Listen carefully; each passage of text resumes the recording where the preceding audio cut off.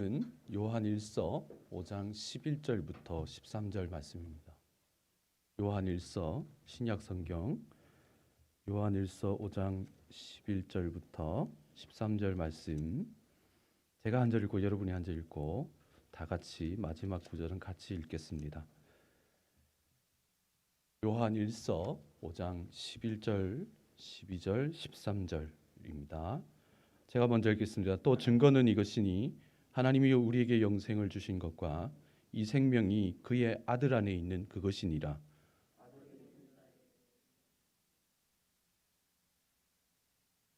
같이 읽겠습니다. 내가 하나님의 아들의 이름을 믿는 너희에게 이것을 쓴 것은 너희로 하여금 너희에게 영생이 있음을 알게 하려 함이니라. 아멘.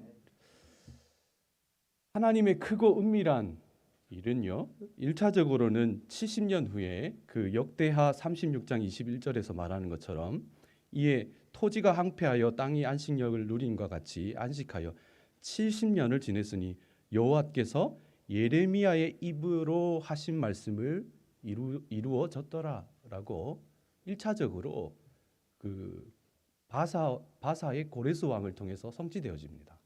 그런데 궁극적으로는요, 이 하나님의 크고 은밀한 일은 예수 그리스도를 통해서 우리에게 이루어진 일이에요. 아멘이십니까? 우리가 지난번에 이렇게 묵상했던 것처럼 예레미야 33장 15절에 뭐라고 했냐면, 그날 그때에 내가 다윗에게 한 공의로운 가지를 나게 하리니 그가 이 땅에 정의와 공의를 실행하실 것이라 그랬어요. 여기서 그 공의로운 한 가지는 예수 그리스도를 말합니다.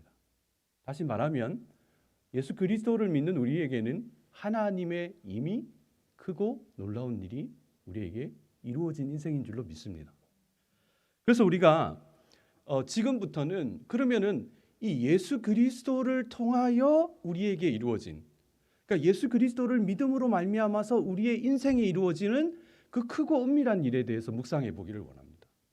여러분, 우리가 예수님이 우리에게 오셔서 우리의 삶에서 크고 은밀한 일이 이루어졌습니다 라고 말하면, 세상이 그 크고 은밀한 일이 뭐냐라고 물으면 우리는 사실은 쉽게 세상을 향해서 답하기가 쉽지를 않아요. 오늘 아침에도 보니까 그 개신교를 향한 국민들의 신뢰도가 불신이 78%까지 올라갔다.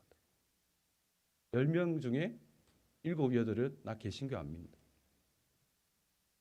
우리가 하나님 안에서 우리 안에 이루어진 그 크고 은밀한 일을 세상이 우리에게 묻지만은, 사실은 우리가 갖고 있는 우리의 삶의 모습이나 세상의 가치관으로 우리가 그것을 판단하고 생각해 보면 그것이 이루어졌다라고 답하기가 쉽지 않은 거예요.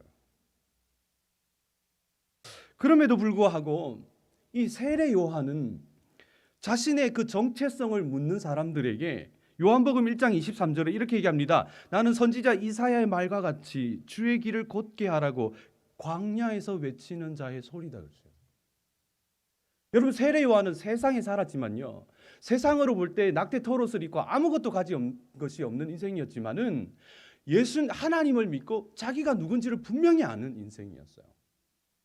그래서 세상을 향해서 자기가 누구인지를 아는 사람, 그것이 자기의 그 하나님이 크고 은밀한 일이 이루어지는 사람이에요. 근데 왜 우리는 세상에 살면서 이러한 분명한 정체성을 가지지 못하느냐? 아니면 예수를 믿고도 왜 우리가 누구인지를 확신하지 못하고 헷갈려 하느냐? 여러 가지 이유가 있겠지만 한 두 가지로 생각해 보기를 원합니다. 첫 번째는 뭐냐면요, 우리는 우리의 진정한 그 존재의 의미를 알지를 못해요. 사람들은 그 존재의 의미를 겉모양대로 판단하기를 좋아합니다. 심지어 믿는 사람도 그렇지 않다고 입으로는 얘기하면서 속으로는 그렇게 생각하고 속으로는 그렇게 판단하고 살아갈 경우가 너무 많습니다. 여러분, 대답은 하지 마시고 속으로만 한번 대답해 보십시오. 이런 사람이 있다고 쳐요. 내가 누구를 특별히 지칭해서 하는 말이 절대 아닙니다. 이런 사람이 존재하지도 않겠지만, 여러분, 어떤 사람이 있는데요, 너무너무 뚱뚱해서 아주 150kg입니다. 근데 머리는 머리털, 그 돼지털 같아 갖고 다 뒤엉켰고, 다리는 뒤뚱거리고, 말은 더듬고, 혈색은 안 좋고, 돈은 없고, 공부를 암만 지지를 해도 중간밖에 못 가는 사람이 있어요. 그런 사람이 실제 있다고 생각해 보십시오. 여러분 스스로 이런 사람에게 한번 질문해 보세요. 이런 사람이 행복할 수 있다고 생각하십니까? 겉으로는 아멘 하겠지만 우리의 속으로는 이거다. 외모도 지식도 삶도 엉망진창인 사람을 바라보면서 저 사람이 행복할 거라고 생각하는 사람이 의외로 없는 거야. 우리는 정말로 세상적인 관점에서 우리의 삶을 판단하고 그 가치를 생각하는지도 모릅니다. 그런데 성경은 예수 그리스도 안에서 하나님의 자녀가 된 우리는 어떤 환경과 상황에 상관없이 모든 사람은 의미 있는 삶을 살 수 있다고 말합니다. 할렐루야. 여러분, 근데 많은 그리스도인들이 세상이 말하는 가치대로 PPT 보여주시면요, 그 나 플러스 부, 명예, 직업이 나의 존재의 의미로 생각하는 것이 너무 많아요. 저절로 그렇게 하게 돼 있어요. 그러나 성경이 말하는 공식은 뭡니까? 나 플러스 그리스도 안에서 있을 때 내가 존재의 의미를 가질 수 있다. 여러분, 예수님이 이것에 대해서 뭐라고 말씀하셨습니까? 요한복음 15장 5절에 보니까 나는 포도나무요 너희는 가지니 그가 내 안에 내가 그 안에 거하면 그 사람은 열매를 많이 맺나니, 그 다음 말이 중요해요. 너희는 나를 떠나서 너희가 아무것도 할 수가 없다는 거예요. 여러분, 우리가 세상이 바라보는 관점으로 우리의 존재 의미를 바라보지 말고 예수님 안에서 우리를 바라볼 때 내가 진짜의 의미, 나라는 인간의 존재의 의미를 발견할 수 있는 줄로 믿습니다. 두 번째로 보면은 우리는요, 우리의 행동과 마음으로 우리의 존재 가치를 평가해요. 여러분, 목회를 하다 보면 어려움을 겪는 사람을 너무너무 만납니다. 너무너무 많이 만납니다. 제가 일반적으로 우리 교회에 있는 사람이 아닙니다. 제가 이 사람을 말하는 분. 제가 실제로 만난 사람들 중에 조현병을 앓는 학생이 있었고요. 그 계부한테 성폭행 당하는 여자아이를 상담한 적도 있었어요. 너무너무 안타까운 일이에요. 참 좋은 애들이에요. 참 나쁜 애가 아니에요. 그런데 그 인생이 겪는 것을 보면 그 영혼이 어쩌면 너무너무 가슴 아픈 일이에요. 그런데 그런 사람들을 만날 때마다 목회자로서 저 스스로도 더 안타까운 일이 있어요. 뭐냐면 그런 사람들의 공통점이 있는데 그 일을 겪고도 자기 스스로가 너는 누구냐 물으면 뭐라고 대답한 줄 아세요? 나는 나쁜 놈이라는 거예요. 자기가 잘못한 게 없어요. 우리는요, 우리 스스로를 평가하기를 내 행위로 나를 판단할 때가 너무 많은 거예요. 여러분, 누가복음 7장 39절에 보면 그 향유를, 예수님을 찾아와서 향유를 부은 그 마리아를 향해서 바리새인들이 뭐라고 얘기합니까? 예수를 청한 바 바리새인들이 그것을 보고 마음에 이르되 이 사람이 만일 선지자거든 자기를 만지는 이 여자가 누구며 어떠한 자며 곧 죄인인 줄 알았으리라 그래요. 바리새인들은 자기가 하나님의 말씀을 알고 하나님을 믿는다고 얘기하고 하나님을 그렇게 잘 따른다고 생각했지만은 이 사람들은 그 사람들이 만나는 영혼, 그 사람들이 만나는 이웃, 그 사람들이 만나는 그 한 사람을 그 사람의 행위와 그 사람의 마음의 태도로 그 사람을 평가하고 있는 거예요.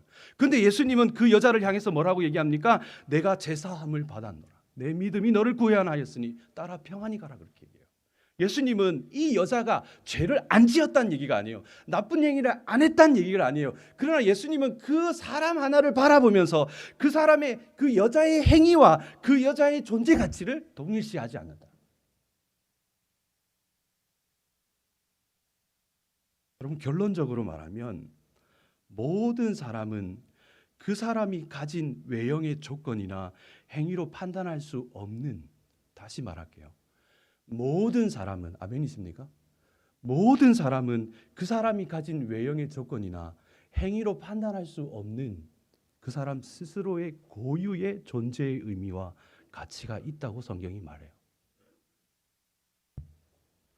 그 인간은요, 그 절대 가치와 절대 존재의 의미를 가지신 하나님의 형상대로 창조됐다고 말합니다. 그것이 창세기 1장 28절 29절 말씀인데 자막에 띄워주실 수 있죠? 우리 같이 한 목소리로 한번 읽어보겠습니다. 같이 읽습니다. 시작. 하나님이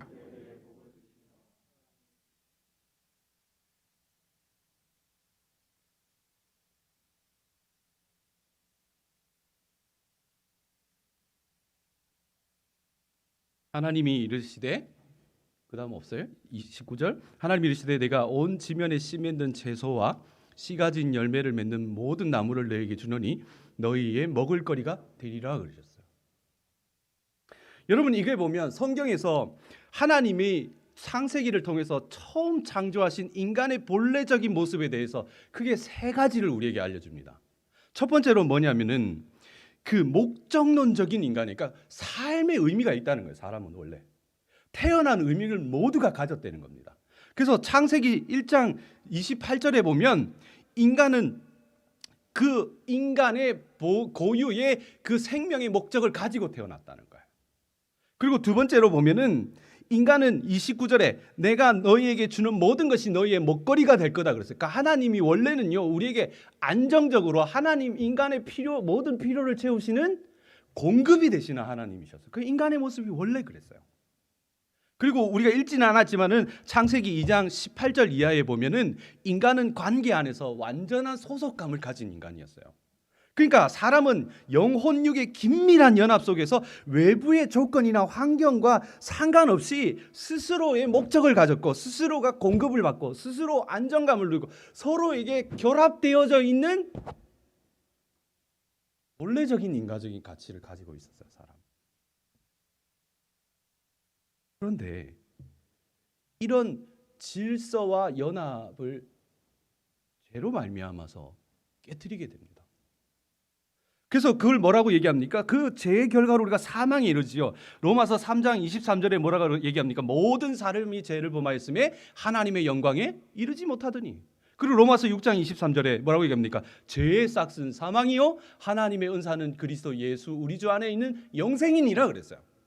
그러니까 모든 사람이 죄를 짓고 모든 사람이 그 인생 안에 사망이 이르렀더라. 그것이 원래 하나님은 이렇게 지었는데 죄 때문에 사람은 사망에 이르렀더라. 그것이 하나님이 말하는, 성경이 말하는 판단이라는 거예요. 그런데요, 성경이 말하는 이 인간의 생명은 크게 두 가지로 나뉩니다. 육적으로 말하는 생명인 그 비오스라는 것이 있고, 영적인 생명을 말하는 조에라는 것이 있습니다.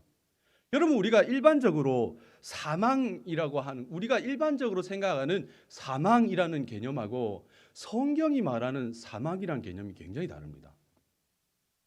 여러분, 우리가 일반적으로 사람이 죽었고 살고의 기준이 어디에 있습니까? 심장이나 뇌의 활동의 여부로 우리는 사망을 판단합니다. 맞아요?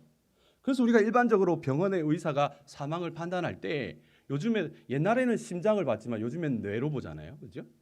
그러니까 우리가 일반적으로 생각하는 사망, 죽음이라는 것은 어떤 개념입니까? 움직이던 것이 정지하는 것을 우리는 죽음이라고 보는 거죠. 이해되세요? 그런데 성경이 말하는 죽음은요, 분리를 말합니다. 정지가 아니라 분리되어져. 여러분, 우리가 육적인 생명, 비오스를 말할 때는 우리의 육체와 비육체적인, 비신체적인 마음과 의지와 생각이 분리되어진다. 육체의 죽음은 뭐예요? 우리의 영혼이 몸과 뭐 되어지는 거예요? 분리되어지는 걸 말해요.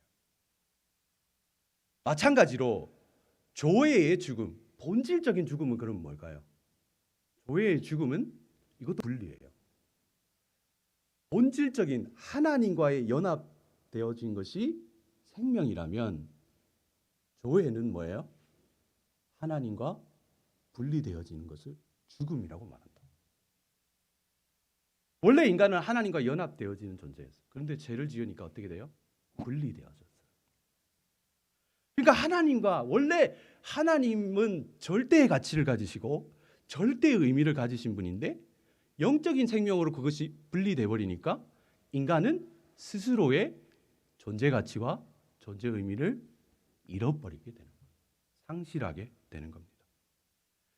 여러분, 인간이 가진 죄의 결과로 우리는 영적으로 육체적으로 죽음에 이르렀어요. 그런데 육적인 생명은 시편 90편 10절에 말한 것처럼 우리의 연수가 70이요 강건하여 80이라도 그 연수의 자랑은 수고와 슬픔이요 뿐이요 신속히 가니 우리가 날아가나이다. 여러분, 육체의 죽음은 우리에게 한시적으로 허용되는 생명을 허락했습니다. 그와 달리 여러분, 이 영적인 죽음은요, 완전히 처음부터 죄 때문에 파괴돼 버린 거예요. 에덴 동산에서 추방될 때부터 하나님과 단절되어진 모습으로 우리는 살아가게 되는 겁니다.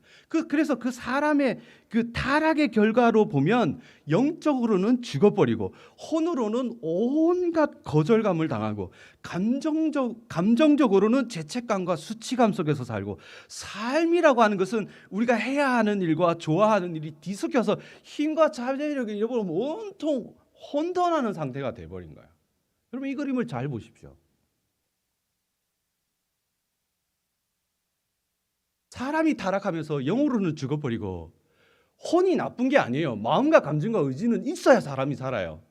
근데 이 마음의 혼의 영역에 있는 마음과 감정과 의지가 원래 하나님 안에서 완전했던 것이 어떻게 해버려요? 불완전하게 돼버린 거예요. 우리의 감정이 요동치는 걸 막아낼 사람이 어디가 있습니까? 내가 뭐를 하나 선택하는데 그거를 올바른 선택을 했던 확신을 할 수 있는 사람이 어디가 있습니까? 그리고 내가 의지를 착한 일을 하려고 해도 바울이 뭐라 그럽니까? 내가 원하는 바 선을 행치 않고 원하지 않는 바 악을 행하는 게 우리의 마음 아닙니까? 그게 지금 혼의 영역이란 말이에요. 그러면요, 이 그림을 잘 보라 그랬는데 여기서 우리가 굉장히 중요한 사실을 하나 발견하게 돼요.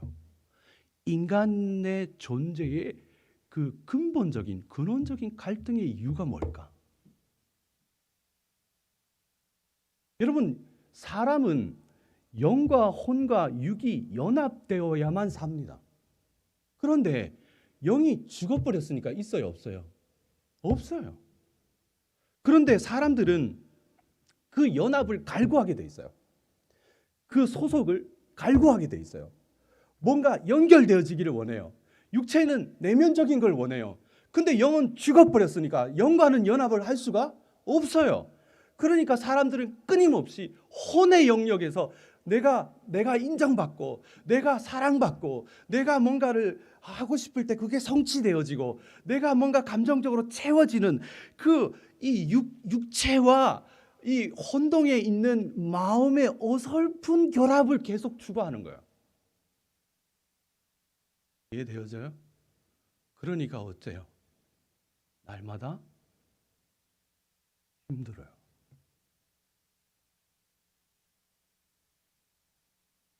우리는 자꾸 불완전한 혼의 영역과 결합하고 싶어 해요. 그거라도 붙들어요. 영은 죽어버렸으니까. 하나님의 임재의식은 사라져버리고 하나님을 알만한 지식도 사라져버렸어요. 그러니까 추구할 게 그거밖에 없어요. 마음이 깊었으면 좋겠다는 거예요. 근데 그 마음은 채워지질 않아요. 하는 일이 잘 됐으면 좋겠다는 거예요. 잘 되면 또 다른 거 잘하고 싶어요.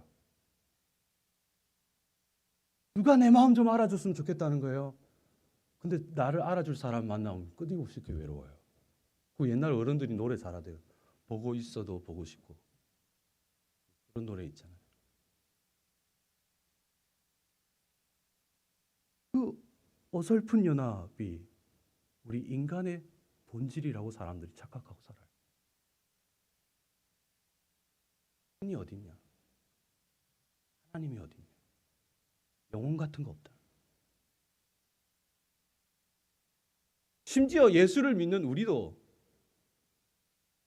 혼의 영역을 어떻게든지 채우려고 노력을 하지. 우리 안에 살아계시고 우리 안에 존재하시는 그 하나님과의 연합을 추구하지 않아요.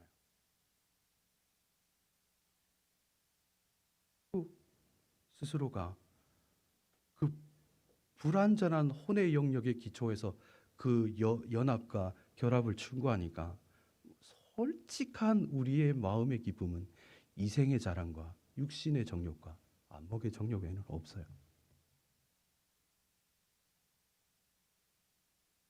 거룩해 보이는 이 교회도 마찬가지죠. 교회의 성장 외에는 기쁨이 없어요. 내가 엄청난 목회자로 인정받는 것 외에는 내 인생에 목표가 없어요.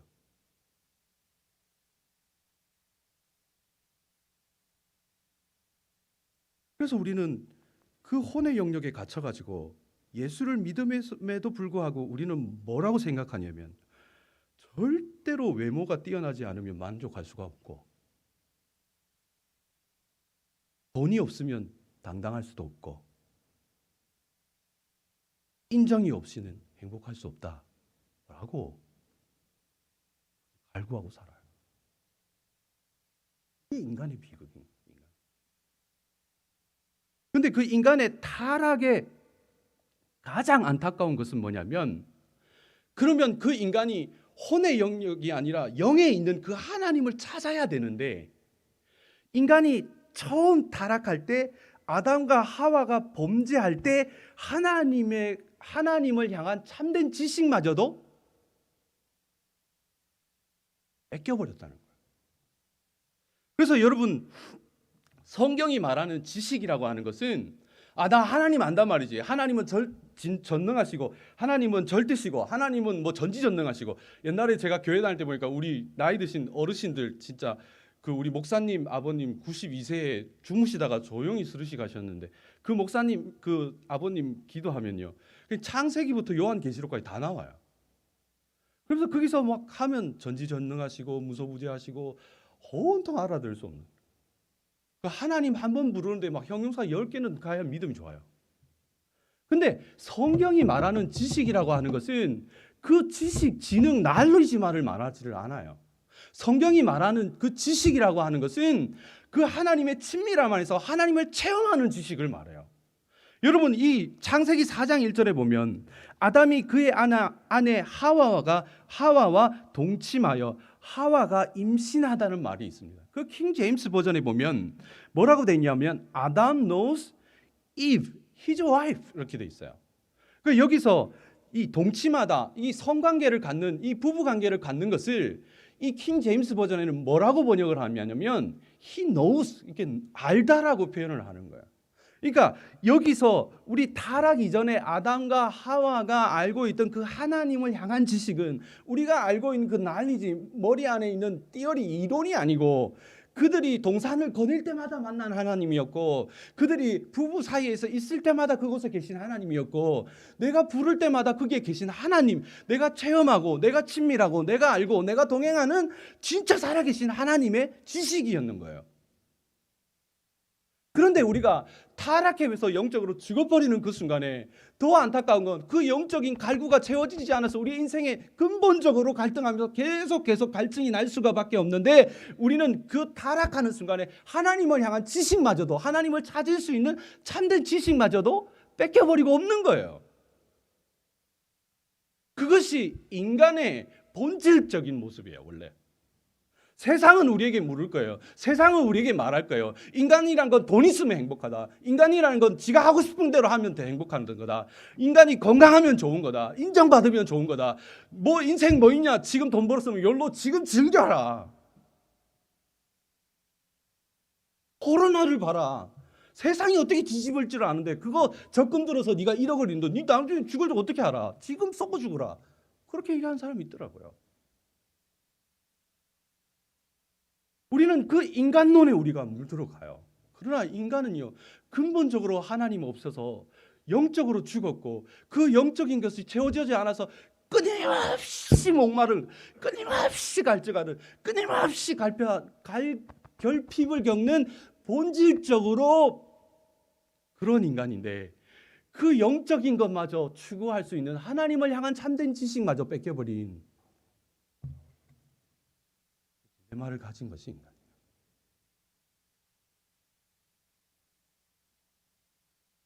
궁극적인 절망이에요.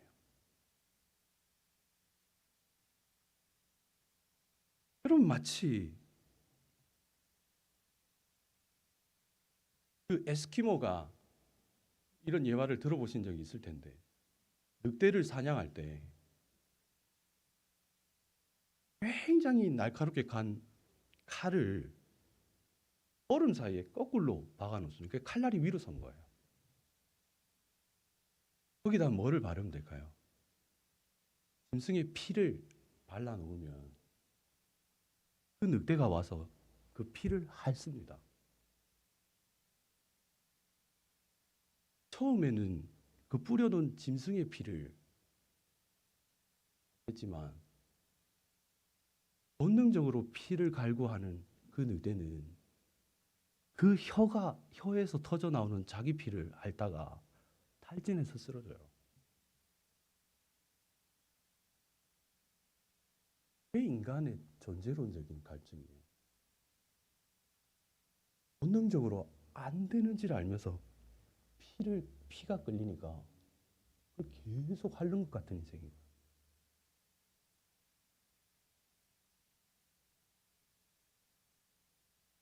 그러면 그 존재론의 안에서 우리가 벗어날 수 있는 유일한 대답이 있는데 그것은 예수 그리스도십니다.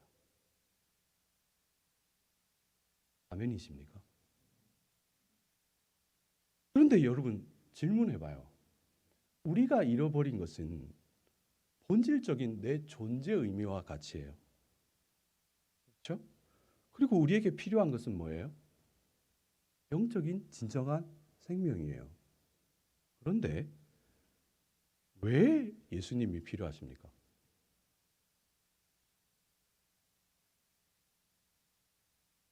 그럼 제가 이렇게 질문하고 여러분한테 딱 던지면 습관처럼 나온 답이 있어요. 우리가 필요한 건 존재로운 의미예요. 내 스스로의 가치예요. 맞아요? 솔직하게 본질적인 영원한 생명이에요. 근데 왜 예수가 필요하세요? 그러면 본질적으로 왜 예수가 필요합니다. 그럼 왜 예수가 필요합니까? 그럼 우리는 자동적으로 하는 답이 있어요. 십자가와 부활이라고 얘기를 해요. 근데요, 너무 맞는 말이지만 제가 여러분에게 질문 드린 정답은 아니에요. 그것은 복음이지만 제가 말하고 싶은 것은 그것이 아니에요. 여러분, 우리가 설교 초기로 돌아갑니다. 여러분, 인간이 그 스스로의 풍성한 삶을 누리려면 반드시 영적인 생명에 뭐가 필요합니까? 회복이 필요합니다. 이해하셨죠? 그러면 우리는 그 아담과 하와가 범죄할 때 그 생명을 잃어버렸기 때문에 그 영적인 생명의 회복만 있으면 되는데 인간이라는 것이 그 영적인 생명의 회복을 자생으로 만들어낸 것은 불가능해요. 그것이 된다고 믿으면 여러분 오늘부터 여기 앞에 있는 절에 가시면 됩니다. 근데 우리는 스스로가 그것을 하는 것이 불가능하다 믿어요. 그러면 어떻게 해야 돼요? 내부로 해결이 안 되면 외부에서 와야 돼요. 내게 생명이 없으니까 진짜 생명이 내 안에 와야 돼요. 이해되세요?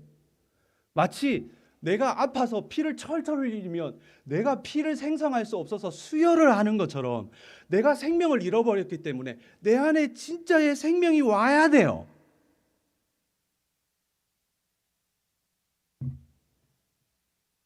근데 그 진짜의 생명을 가지신 분이 우리 안에 오셨어요. 그것이 오늘 본문의 말씀 아닙니까? 오늘 본문을 다시 한번 읽어보겠습니다. 11절에 또 증거는 이것이니 그랬어요. 또 증거는 이것이니. 하나님이 우리에게 뭐 하신 것과 영생을 주셨어요. 아멘, 할렐루야. 나는 본질적인 생명을 다시 창조할 수 없고 잃어버렸고 그것을 얻을 수도 없는 인간인데 하나님이 이렇게 하면 너는 너 인생 속에 정말 너의 스스로의 존재의 의미를 찾을 수가 없고 스스로의 존재의 가치를 평가받을 수가 없으니 내가 너에게 영생을 주마 하고 영생을 주셨어요. 아멘. 그런데 그 영생이 내 안에 바로 온 게 아니라 뭐라고 얘기합니까? 그 아들 안에 있는 그것입니다. 하나님이 이 성경책에 이 5만 원을 그냥 나한테 주신 게 아니라 이 성경책에 끼워 주신 거예요. 그 성경을 받으면 뭐를 여러분 성경 안에 뭐 있습니까? 5만 원이 있어요. 난 성경을 받았을 뿐인데 하나님이 우리에게 영생을 주신 것과 그 영생이 그 아들 안에 있는 그것입니다. 우리가 예수님을 믿을 때 예수님 안에 있는 영생이 우리 안에 들어오는 줄로 믿습니다. 그래서 뭐라고 얘기합니까? 12절에 그래서 아들이 있는 자에게는 뭐가 있고 생명이 있고 영생이 있고 아들이 없는 자에게는 뭐가 없어요? 영생이 없어요. 여러분 예수를 믿으십니까? 여러분 인생에 예수가 계십니까? 그럼 뭐가 있습니까? 그 안에 영생이 있습니다. 할렐루야. 그래서 13절에 뭐라고 얘기합니까? 내가 하나님의 아들을 믿는 너희에게 이것을 쓴 것은 너희로 하여금 너희 안에 뭐가 있음을, 영생이 있음을, 할렐루야, 영생이 있음을 내가 알게 하려 합니다. 여러분 예수를 믿을 때 예수님이 우리 안에 실제로 전제론적으로 오셔서 우리 안에 거하실 때 그 안에 있는 하나님의 생명이, 우리는 죽었지만은 하나님이 살리시는 그 영적인 생명이 우리 안에 다시 와서, 아멘, 살리신다. 죽는 것은 분리면 살리는 건 연합이니까 하나님의 새 생명이 와서, 그래서 우리가 거듭나는 거예요. 내 노력으로 거듭난 게 아니라 새 생명이 왔단 말이에요. 새 생명이 와서 살아났으니까 하나님과 단절되어 있던 우리가 연합되어졌다.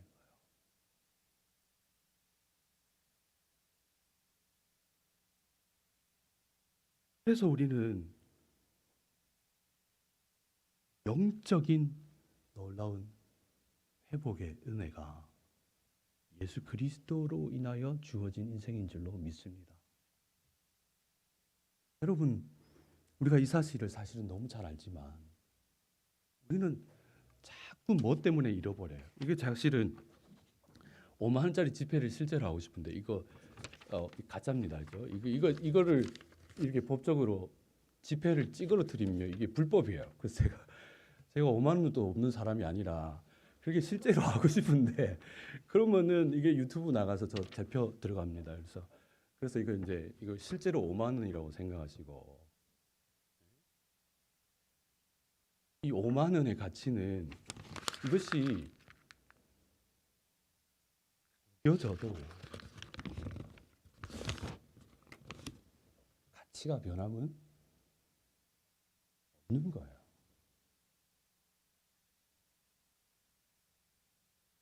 너무 잘 아는 예화 아닙니까?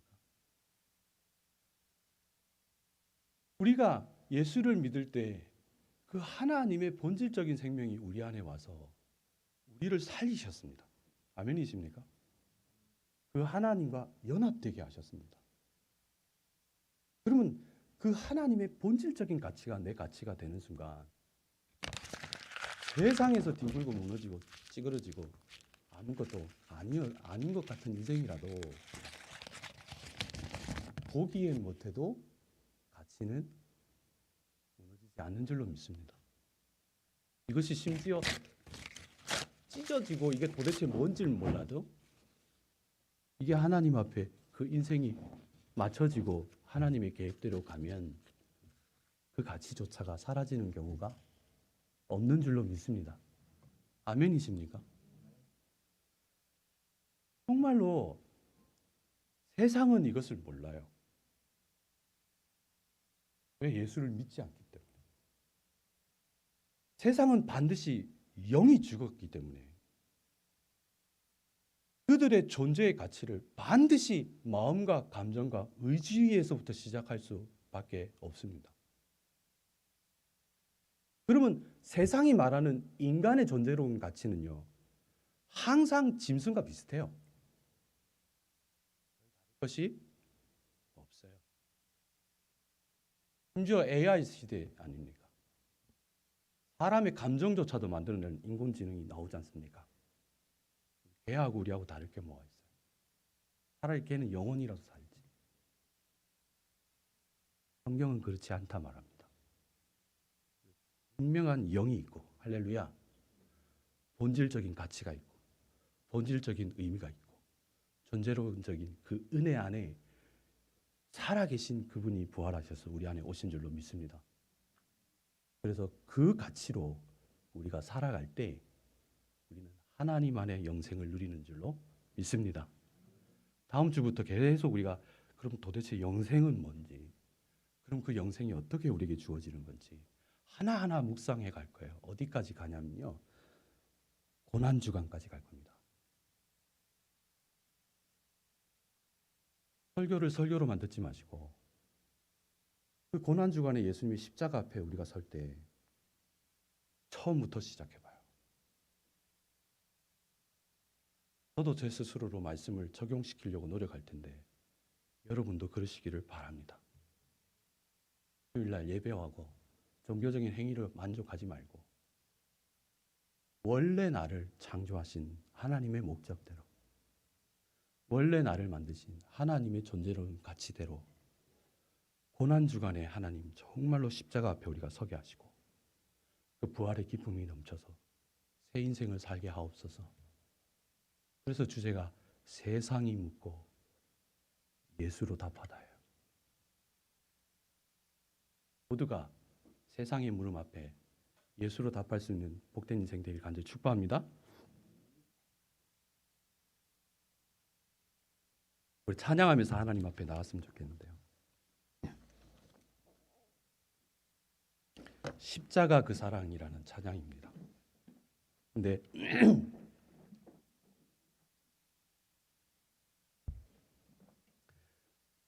사람이 자기의 존재 가치를 세상의 외형으로 내가 하는 행동으로 평가하는 것을 벗어나는 게 굉장히 쉽지 않아요. 사실은 제가 한 설교를 모르는 게 어디가 있습니까? 벗어나기 쉽지 않아요. 근데 여기 그 십자가 그 사랑 후렴구에 보면 주 나를 보호하시고 이런 인간인 나를 보호하시고 나를 붙드시리.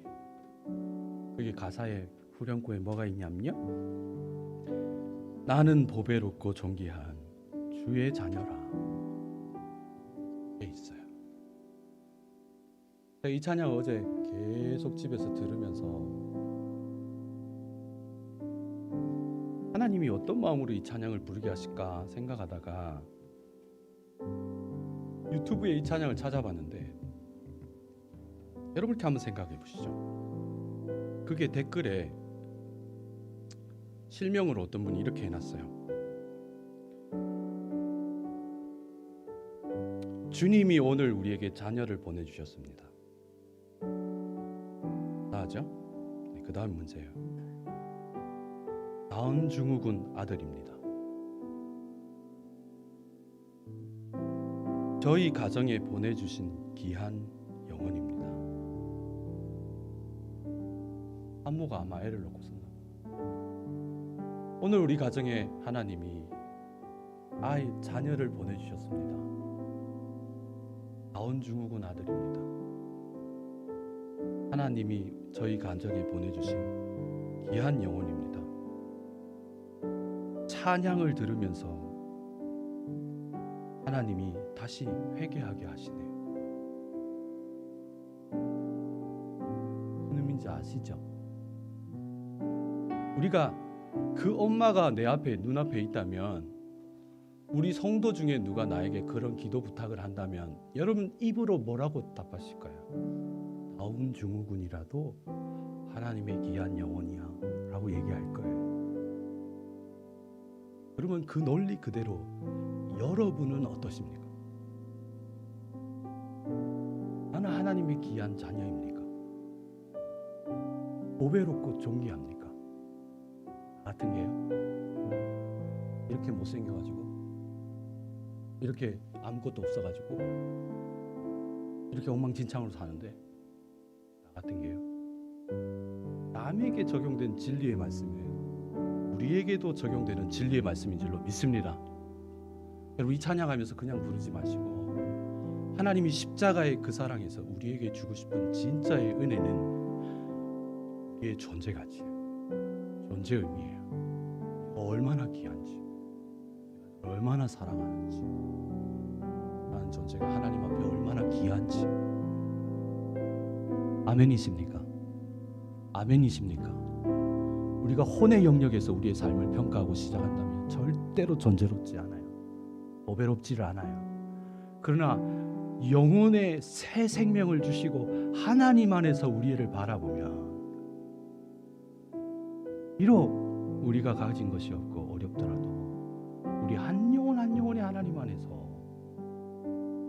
보배롭고 존귀한 인생인 줄로 믿습니다. 그 마음을 갖고 하나님 앞에 십자가 그 사랑 찬양하시면서 우리의 마음을 하나님 앞에 드리겠습니다.